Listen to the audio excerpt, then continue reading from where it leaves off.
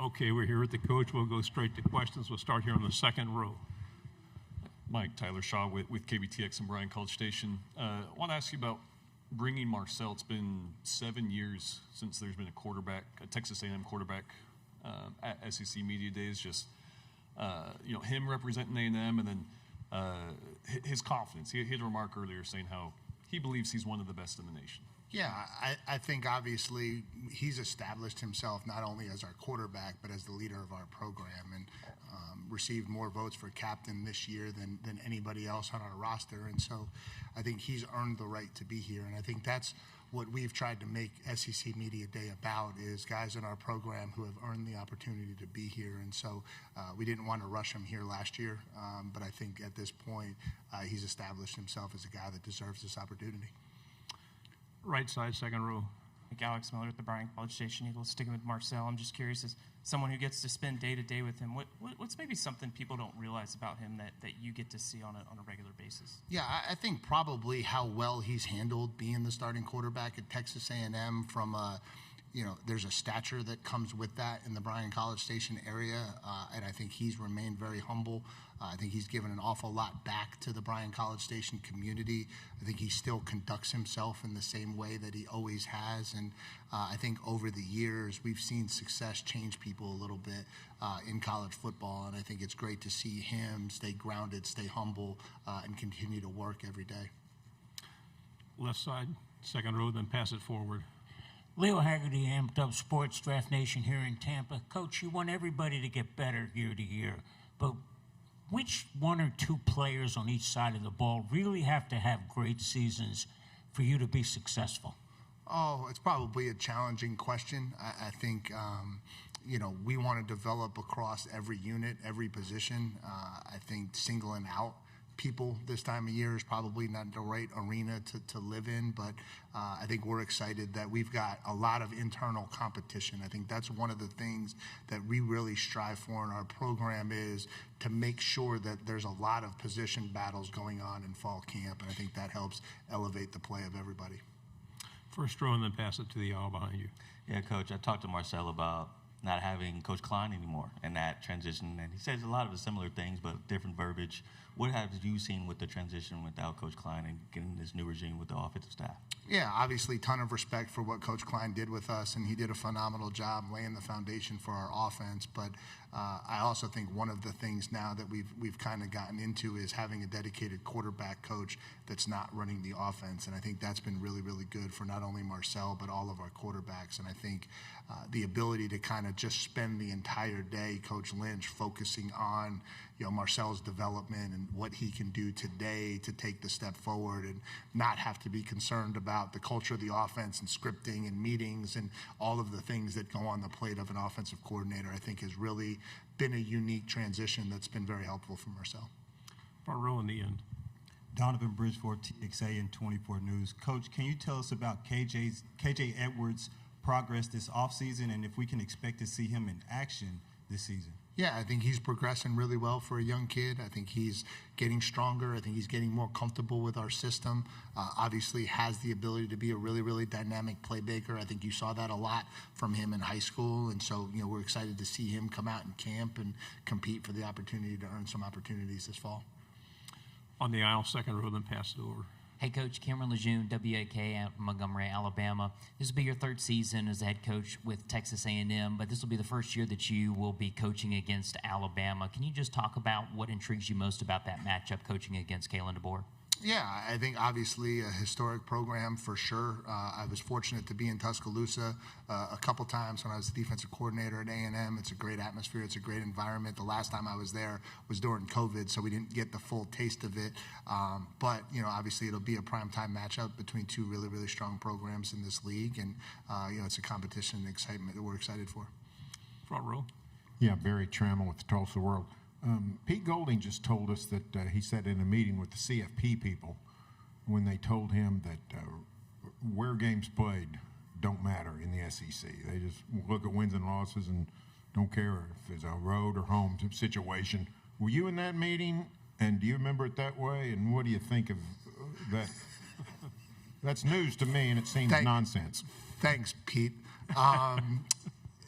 Yes, I was in that same meeting. I think I'll word it this way. I think there was a lot of conversation we had about how game strength was measured. I think we believe in this conference. We believe in the depth of this conference. I think one of the hardest things in picking teams for the playoffs is understanding what it really means to go on the road in the SEC and win. And so, yeah, I think that was certainly part of the conversation. Third row in the end. Vince Ferrari, 99.1, the sports animal in Knoxville. You guys play Tennessee this year. Wondering if you have any early thoughts on Tennessee, Coach Heupel, Coach Knowles, anyone you may even have relationships with on that staff. Yeah, just a lot of respect, starting with Coach Heupel and the job that he's done as a head coach everywhere he's been, specifically at Tennessee. I think obviously one of the great offensive minds in the game and has been extremely explosive on offense everywhere he's been. This will be the first opportunity that I get to compete against that offense, and so we know that'll be a huge challenge for us late in the season. And then Coach Knowles is a guy that I know very well. He was the defensive coordinator at Duke when I was the defensive coordinator at Wake Forest, and he was back at Cornell back in the day, and so there's some Ivy League crossroads there too. And so certainly a defensive mind that I have the utmost respect for, a guy who's done a phenomenal job every step he's been, and I'm sure he'll do a really, really good job of putting his imprint and handprint on that defense and make them an elite unit. Third row in the end. Hey, Coach. Abby Miller with the Reflector from Mississippi State. You're going into your third year coaching the Aggies. What are you seeing from this year's team that makes them stand out from the past 2 years you've been the head coach here? Yeah, I just think maybe a better understanding again of what we need to do to be successful. I think one of the things we've tried to do is build that foundation of work ethic throughout the offseason, in those moments when nobody's watching, in those moments when people aren't paying attention. And I think each year that has grown. And I think this group probably understands that better than any other group that we've had.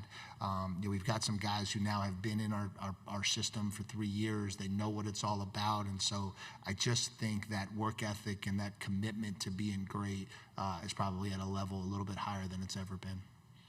Third row, and then pass it over your shoulder. Hey, Coach. Ann Parker-Clifton from ABC Austin. You said earlier this week that consistency and urgency were two areas that would define this offseason. I'm curious, why is it those two areas that y'all have been focusing on? Yeah, I think that when you look at us last year, at our best, we were really, really good and probably had a team that was capable of competing to win all of the prizes. We weren't able to hit that level as consistent as we wanted to. And so I think that's kind of been our focus is, okay, here's what we were capable of. Now we've got to be able to do that. How are we going to do that? Well, there's got to be an urgency about how we go about our process. We've got to have urgency in every step along the way, that we can't allow things to be below the standard that we're capable of. And so I think that's where those two words came from. Fourth row in the aisle, please. Travis Tindall, ESPN Austin. Coach Elko, is Ruben Owens going to be your feature back, or is it more running back by committee? I think training camp will determine a lot of that stuff. Obviously, we've got a lot of confidence in Ruben. I think Ruben's had a really, really strong offseason. We're excited about the development that he's made. We're excited to see what he's looking like as we put the pads on and head into fall camp. But I think we're a group that really wants to make a lot of those decisions when we get a lot closer to the season. Fourth row on the left. John Sokoloff with WGNO TV in New Orleans. Tyree Adams is an addition y'all obviously made this offseason. What made you want to bring him in, and how do you kind of envision his role with your team and what he can bring to the table? Yeah, been really excited with Tyree. Obviously, what made us want to go get him is he's got prototypical length and athleticism for a tackle in this conference. He has some starting experience under his belt. We felt like we could help him take his game to the next level. I think that's one of the reasons why we went after him, and maybe one of the reasons why he selected us. And we expect him to be in a very, very strong competition to play a major role on our offensive line this year. Second row, right side. Jerry Hamilton on Texas Football. Last year, before the season, you said you had 11, 12 NFL draft picks, draft eligible on the team, and you were spot on. So I was going to ask, what's your number this year going into the season? Yeah, we'll see. We'll see. I feel good about our roster. I think we have an opportunity, if things go the right way, to get into that 10 range again. We should be living in the 8 to 10 world. and we'll see how some of these guys develop. I think one of the challenges this year, I'm not dodging your question, but last year we had a lot of guys who played for Texas A&M the year before. I think this year we're projecting some guys that we haven't really gone to battle with yet, and so I think it leaves it a little bit open for a little bit more uncertainty. Back row on the aisle. Hey, Mike. Noah Gross from KXAN in Austin. Obviously, you and Steve Sarkisian are always linked with the rivalry. I just want to know how that relationship with him has grown. I'm sure there's a bunch of respect there. And maybe what's a challenge in coaching against the Steve Sarkisian team? Yeah, just a tremendous amount of respect for Coach. I got a chance to compete against him when he was the OC at Alabama. Obviously, have now competed against him as the head coach at Texas. I think he does a phenomenal job on offense. I think he's really, really challenging with the diversity of play action attack that he has and how he marries that to the different run games. I think they do as good a job with that as anybody that I've ever gone against. And so, I think it's an interesting situation because I think there's a lot of mutual respect between the two head coaches despite the fierce rivalry and the need to win the game that we both have. Right side on the aisle. What does it mean for your team to have Marcel Reed come back for his final year this year? Well, it's not his final year. He still has 2 more years to play, so we'll see where that goes. But I think it's really important that we were able to get him back as an established quarterback in this league. I think the opening question of bringing a quarterback to SEC Media Day, I think if you have a quarterback who's earned the right to be with your team and represent your team, that's obviously a good sign as you're going into the rigors of this conference. Experience at the quarterback position matters a lot, especially, we'll be playing 5 SEC road games this year for the first time ever, and so going into those environments and having to compete in those venues, its experience is going to matter an awful lot, and we're excited to have Marcel. 2 final questions. Left side, third row. Coach Elko, curious your perspective on some offenses that have really gone high tempo in years past, the Ole Misses, the Tennessees, maybe not doing that on a down in, down out basis quite as often. Do you think that's rules? Is there something in the cat and mouse between defenses and offenses that have kind of forced them to adjust? Can you give some perspective on that? Yeah, I think it's probably threefold. I think if you look at the analytics, college football was played at a slower pace last year than it ever has been in my time as a defensive coordinator. I think we averaged 10.8 drives per side of the ball a game last year, and that number's way down from where it was back in 2019. I think 2 things are affecting it. I think one is depth. I think everybody's depth is being impacted by the transfer portal, and so not just on offense, but also on defense. And so the ability to play, 100 snaps a game for 12 games in a 9-game SEC season is probably worse than it's ever been. So that's probably playing a role. And I think the second thing is the headset communication and people wanting the ability to talk to the quarterback before snapping the ball. And so where in the past maybe the ball was being snapped at 8 to 10 seconds from those breakneck offenses, now that's slowing down a hair because I think they're wanting to talk to the quarterback a little bit before the ball gets turned over, and that might be affecting the pace of the game too. Second row, final question. Coach, when you look at what's happening with teams that are getting to the college football playoff semifinals and finals, the one common denominator is that they are extremely tough in the trenches. Is that a correct statement? Yeah, I think so. I think it's a line of scrimmage game. In football, no matter what you want to change about it, is won by people who are capable of playing physical football. And so I think, especially in this conference, your ability to control the line of scrimmages matter.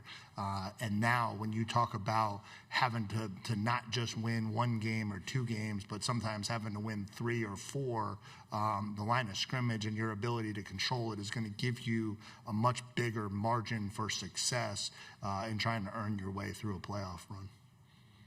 Coach, always a pleasure. Thank you very much. Thank you, guys.